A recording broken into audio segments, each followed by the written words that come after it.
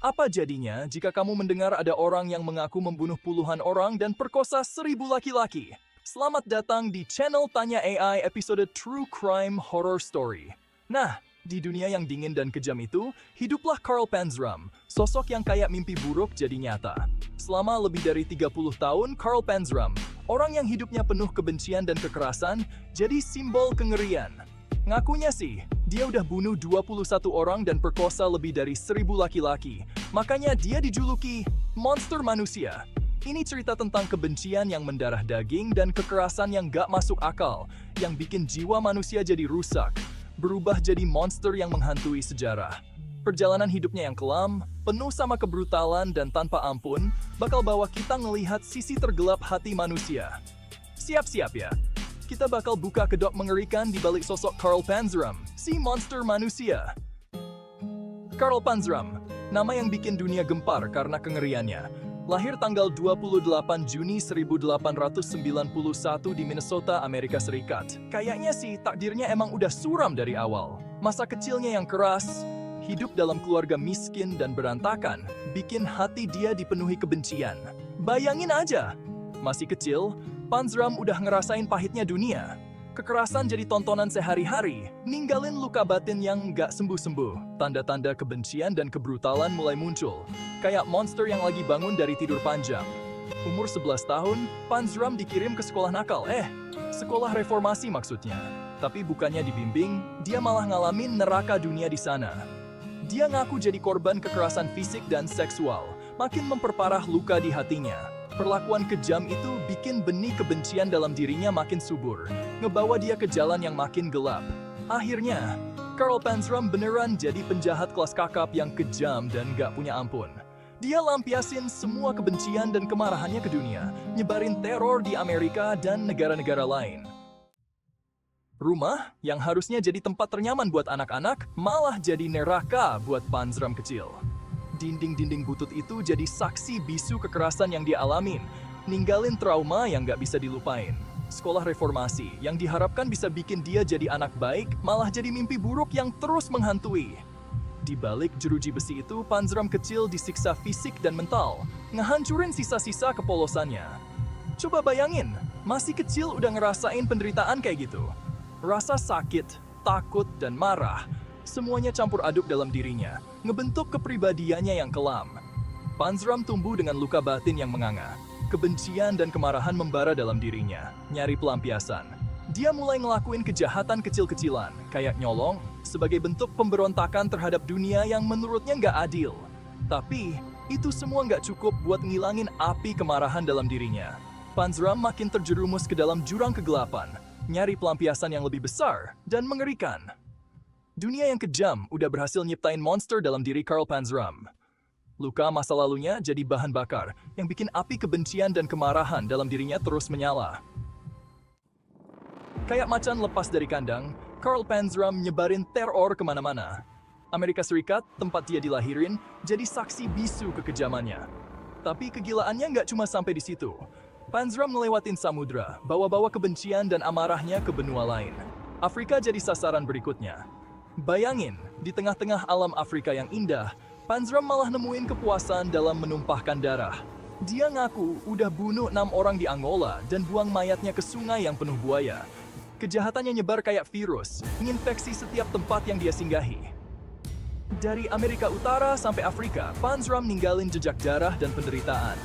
Selama tahun 1910 sampai 1920-an, dunia jadi panggung buat kegilaannya. Dia merampok, memerkosa, dan membunuh tanpa ampun, nikmatin setiap teriakan kesakitan korbannya. Panzram adalah bukti nyata kalau kebencian dan kemarahan yang gak terkendali bisa ngerubah orang jadi monster. Dunia gempar. Masa iya sih ada manusia sekejam itu? Carl Panzram dengan senyum dinginnya, nantang moral dan nilai-nilai kemanusiaan. Tahun 1921, Angola, Afrika, matahari lagi terik-teriknya, bikin udara kerasa berat dan lembab. Carl Panzram, si monster berwajah manusia, ngerencanain pembantaian keji. 6 pekerja pribumi jadi korban keganasan Panzram. Panzram buang mayat-mayat korbannya ke sungai. Buaya-buaya lapar langsung nyambut kedatangan mereka.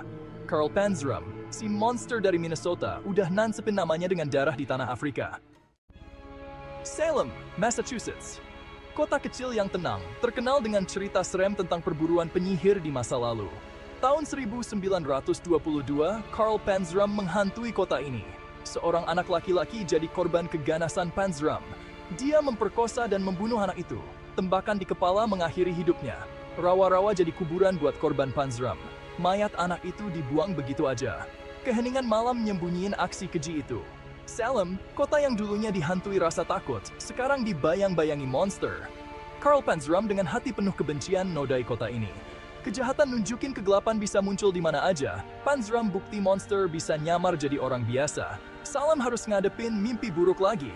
Carl Panzram ninggalin luka di hati kota itu. New York City, 1923. Kota yang gak pernah tidur, ramai dan terang benderang. Tapi, di balik gemerlapnya kota metropolitan itu, kegelapan mengintai di setiap sudutnya. Carl Panzram, si predator berdarah dingin, nyari mangsa di tengah keramaian. Seorang pria malang jadi korban keganasan Panzram. Dia diculik, diseret ke dalam kegelapan dan disiksa habis-habisan. Jeritan kesakitannya ketutup sama suara bising kota yang gak pernah tidur. Tembakan di kepala mengakhiri siksaan pria itu. Mayatnya dibuang begitu aja di pinggir jalan. Kejahatan itu ngeguncang New York City. Polisi nyari-nyari pelakunya. Tapi Panzram kayak hilang di telan bumi. New York City, kota yang terkenal dengan kekuatan dan kemegahannya, terpaksa ngakuin keberadaan kegelapan yang gak terkalahkan. Bab 7. Di balik mata sang monster. Apa yang ada di pikiran Carl Panzram? Apa yang bikin dia tegang ngelakuin kekejaman? Dalam surat-suratnya, Panzram nyeritain tentang kegelapan di jiwanya. Gua benci banget sama manusia, tulisnya. Dia ngelihat dunia penuh ketidakadilan dan penderitaan. Buat dia, satu-satunya cara ngakhirin penderitaan adalah ngehancurin semuanya. Carl Panzram tetap jadi salah satu pembunuh berantai paling kejam dan misterius dalam sejarah. Bab 8. Tahun 1928, perjalanan kelam Carl Panzram akhirnya berakhir. Dia ketangkap di Washington, D.C. setelah ngelakuin serangkaian pembunuhan, perampokan, dan pemerkosaan yang bikin Amerika gempar. Di pengadilan, Panzram nggak nunjukin rasa bersalah sedikit pun. Dia dengan tenang dan gamblang nyeritain kejahatannya. Bahkan kayaknya dia seneng dapat perhatian. Dia ngejek hakim, juri, dan keluarga korban, nunjukin kebenciannya yang nggak tergoyahkan. Gua ngelakuin itu dan gua bangga. Serunya di ruang sidang. Gue berharap bisa bunuh lebih banyak orang sebelum ketangkap. Panzram dijatuhi hukuman mati. Di penjara, dia terus nyebarin teror, nyerang sipir, dan ngerusak barang-barang penjara. Dia kayak nemuin kepuasan dalam nyebarin kekacauan dan penderitaan. Tanggal 5 September 1930, Carl Panzram digantung di penjara Federal Leavenworth, Kansas. Kata-kata terakhirnya nunjukin kebenciannya yang dalam sama dunia. Cepetan, brengsek! Gua bisa bunuh 10 orang selama lo ngulur-ngulur waktu. Kematian Panzram jadi akhir dari teror yang udah menghantui Amerika selama bertahun-tahun. Tapi, ceritanya tetap hidup sebagai pengingat tentang sisi gelap hati manusia. Sebuah peringatan kalau kejahatan bisa muncul dalam bentuk yang paling mengerikan. Bab 9, Carl Panzram udah nggak ada. Tapi warisannya sebagai salah satu pembunuh berantai paling kejam dalam sejarah tetap hidup. Ceritanya terus menghantui kita, ngingetin tentang kegelapan yang ada dalam diri manusia. Gimana bisa seseorang punya kebencian dan kemarahan yang segede itu sampai tegang ngelakuin kekejaman kayak gitu? Carl Panzram tetap jadi teka-teki. Sebuah misteri yang menarik dan mengerikan pada saat yang bersamaan.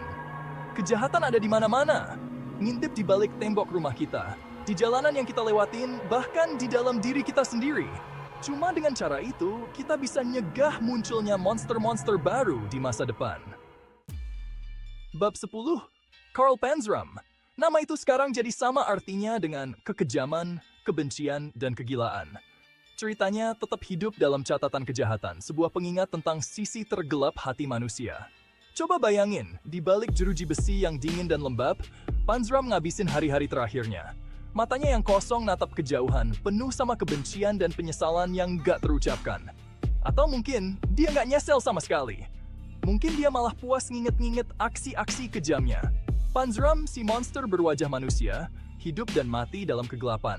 Ceritanya ngingetin kita kalau kejahatan gak kenal batas. Kejahatan bisa muncul di mana aja, kapan aja, dan nyerang siapa aja. Kita harus selalu waspada, siap buat ngelawan kegelapan yang bisa aja nelan kita. Karl Panzram mungkin udah nggak ada, tapi mimpi buruknya tetap abadi. Ceritanya bakal terus diceritain turun-temurun. Sebuah peringatan kalau di dunia ini, monster itu nyata.